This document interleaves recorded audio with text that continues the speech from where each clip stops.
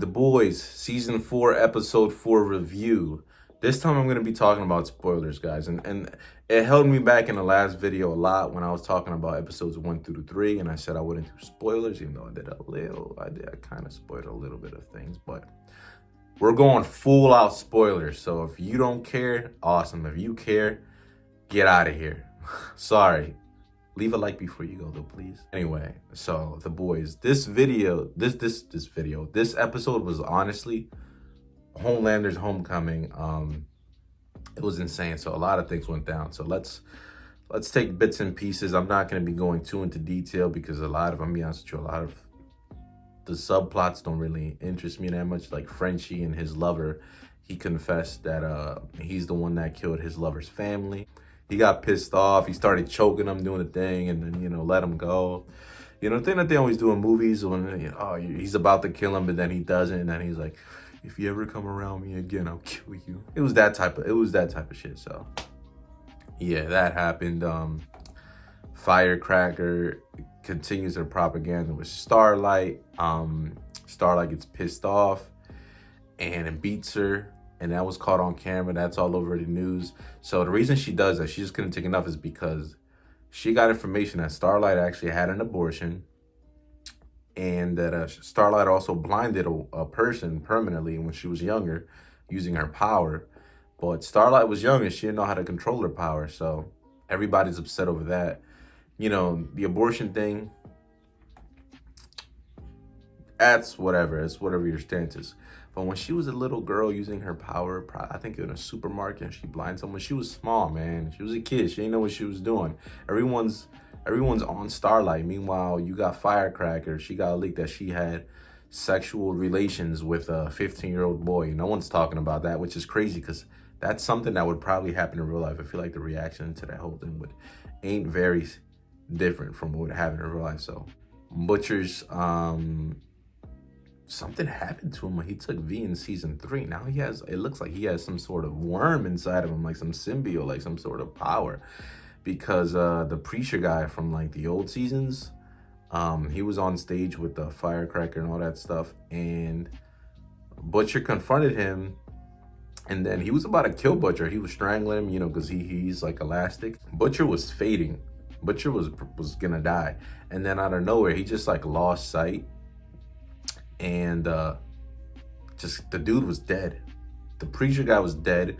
So Butcher must have some like symbiote type thing where he like blacks out and it comes out. You know what it kind of reminded me of? It reminded me of Moon Knight. If you guys have ever watched Moon Knight, there was a couple instances where I forgot the characters. Steve or Mark was gonna fade, and then like they were like being beat up or strangled or something, and then out of nowhere, like they would just fade in and out of consciousness, and then whoever was beating them up was like dead or on the floor because of the third personality came out. So it reminded me of that. It was cool. Huey and the Wolverine girl, the one with the regenerative powers, I keep forgetting her name.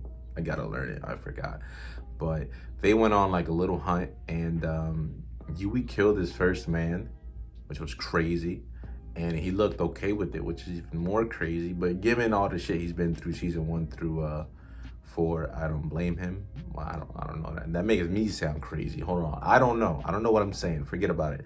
But he gets the V from A-Train, and then he wasn't gonna give it to his dad in the hospital, but then somehow we see it in the like going inside the tube through the IV. So his dad gets injected with V. And then his dad wakes up, and then the camera cuts. And I don't remember if that was the end of the episode, but let's talk about Homelander. Like, give Anthony Starr an Emmy. Give him an Emmy. This dude acted his ass off in this episode.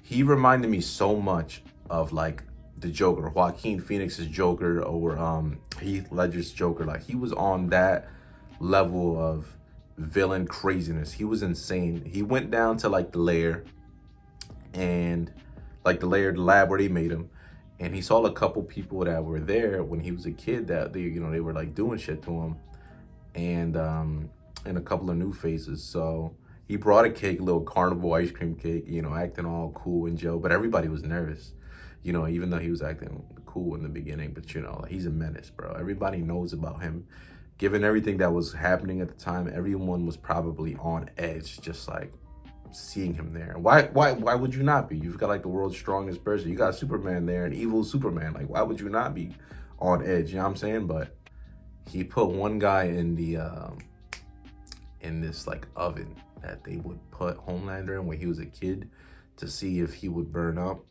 and like if his skin would burn up or if he would.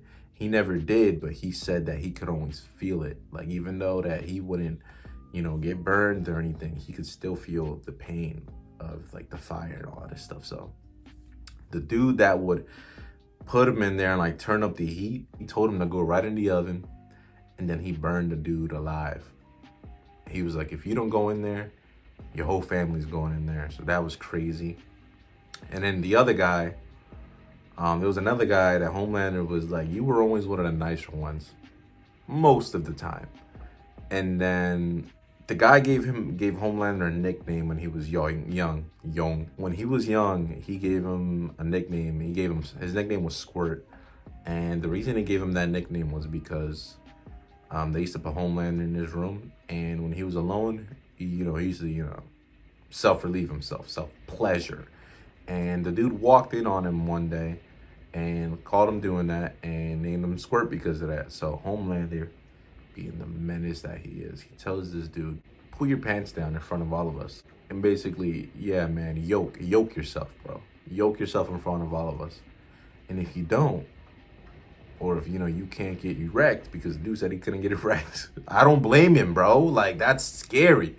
Because like, hey, and he was like in his 50s, bro. Brother probably has erectile dysfunction, but that's besides the point. But the dude he just couldn't. So Homelander ended up lasering his pee off, and it was so gory, bro. He just left the whole street through like where that would be. It was disgusting. And then I guess the head of everything, the lady that was like behind Homelander getting tortured and all this stuff when he was a kid, she shows up. She wants to have a talk with him. Homelander, let's do it in the bad room, the room where they had Homelander locked up. So they go in there, and we don't get to see the talk. We don't get to hear the talk. But at the end of the episode, we see that the room is covered in blood and in body parts from all the people that were in the room, like watching all this happen, like all the other people that were in the lab. And she was the only one left alive, and she was petrified. And the next thing you know, Homelander's going up in the elevator, covered in blood. It's what we saw in the trailer, and he's laughing. And it's just such a crazy scene. Like, Homelander it's done. He's not turning back. It's over, man. You guys have to watch the episode. If you're not into this sort of and some other minor parts that, like, freaking what's his name? Some like part that got to me, it was like really cringe. The Deep and that girl Sage, he like put like a scalp or a needle inside of her eye, and he was like scraping parts of her brains out. Cause I guess it I don't know, her brain regenerates, so whenever that happens, she kind of gets a little dumb and freaky. So right after that, they started smashing. But yeah, that's the episode, man. It was insane. I can't wait for episode 5. Like, they come out every Thursday, and I thought they were gonna come out in bunches. No, but it was just the first 3 that came out in bunches. But yeah, man, this season is gonna be crazy. It's already crazy. Yo, that wind out there sounds insane. It sounds like someone screaming. But anyway, I hope you guys enjoyed. Make sure to like and subscribe if you guys enjoyed. You guys stay blessed. You guys stay safe. And I'll see you in another one with another review soon. Peace.